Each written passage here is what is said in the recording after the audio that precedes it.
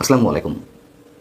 দর্শক, চিন্তা করুন, গত ১৮ মাস ধরে তুমুল ভারত বিরোধিতার নামে যে ক্ষেত্রবিশেষে নারকীয় তাণ্ডব চলেছে এই বাংলাদেশে, সেই ভারতের প্রধানমন্ত্রী যদি বাংলাদেশে যে নতুন সরকার গঠন হতে যাচ্ছে সেই সরকারের শপথ অনুষ্ঠানে উপস্থিত থাকেন, তাহলে বিষয়টি কেমন হতে পারে? নিঃসন্দেহে এটি ইতিবাচক দিক। কিন্তু যারা বিরোধিতা করছিলেন, প্রধানমন্ত্রী হিসেবে তারেক রহমানের শপথ অনুষ্ঠানকে স্মরণীয় করে রাখতে নানান ধরনের আয়োজন চলছে এবং সেটাই স্বাভাবিক। তারই অংশ হিসেবে ভারতের প্রধানমন্ত্রী নরেন্দ্র মোদীকেও শপথ অনুষ্ঠানে উপস্থিত থাকার জন্য আমন্ত্রণ জানানোর একটা পরিকল্পনা বিএনপির পক্ষ থেকে রয়েছে। শুধু নরেন্দ্র মোদী নন, সম্ভবত আমাদের যে প্রতিবেশী রাষ্ট্রগুলো রয়েছে তার সরকার প্রধান বা রাষ্ট্রপ্রধানদের অনেককেই আমন্ত্রণ জানানো হতে পারে। তবে নরেন্দ্র মোদীর বিষয়টি নিশ্চিত করেছেন তারেক রহমানের উপদেষ্টা মিস্টার হুমায়ুন কবির। ভারতীয় সংবাদ মাধ্যম WION-কে দেওয়া একটা সাক্ষাৎকারে তিনি এই বিষয়টি জানিয়েছেন। প্রশ্ন হচ্ছে যে, যদি সত্যিই নরেন্দ্র মোদী উপস্থিত থাকেন এই অনুষ্ঠানে, তাহলে যারা তুমুল বিরোধিতা করে আসছিল এই 18 মাস, ভারত বিরোধী রাজনীতিকে পুঁজি করে বাংলাদেশকে উল্টে পাল্টে দিচ্ছিল, সাথে ভারতকে উল্টে পাল্টে দিচ্ছিল, কী করবে তারা? আসছি সে বিষয়ে। আমরা জানি যে বিএনপির ভূমিধস বিজয়ের পরপরই শুক্রবার ভোরে ঘুম থেকে উঠেই টুইট করলেন নিজের অ্যাকাউন্ট থেকে।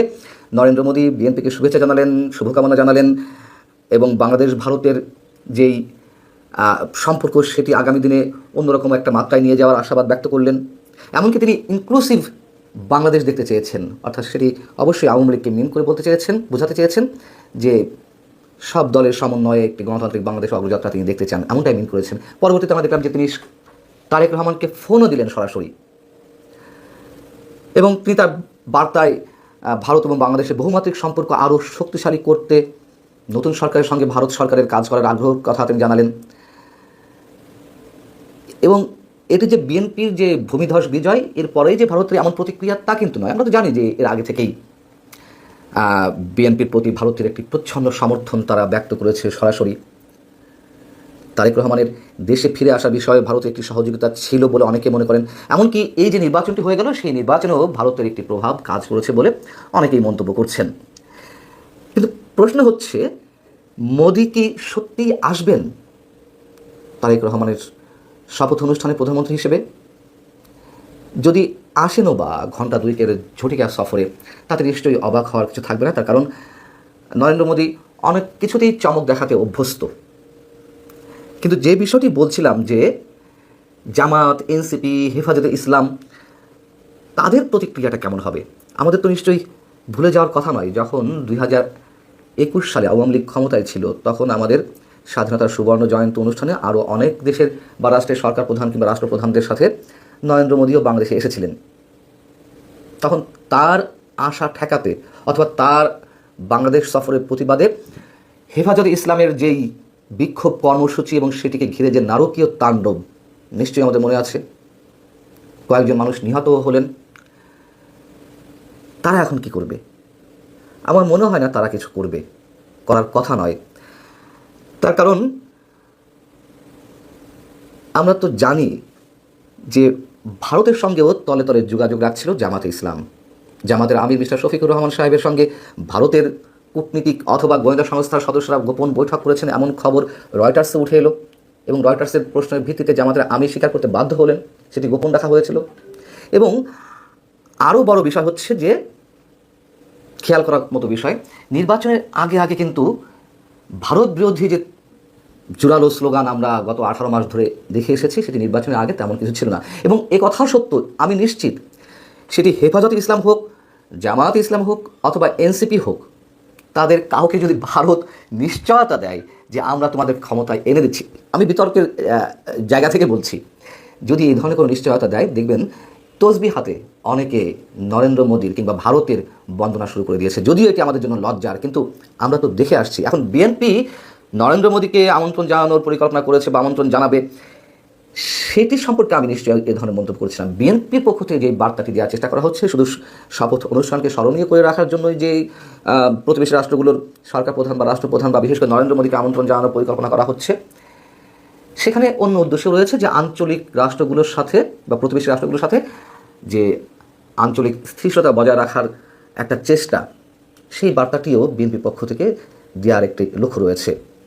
WION এর প্রতিবেদনে যেটি বলা হচ্ছে তা হচ্ছে এরকম যে নির্বাচনে বিএনপির বড় জয়ের পর এই উদ্যোগকে দুই দেশের মধ্যে চলমান উত্তেজনা কমানোর সম্ভাব্য পদক্ষেপ হিসেবে দেখা হচ্ছে।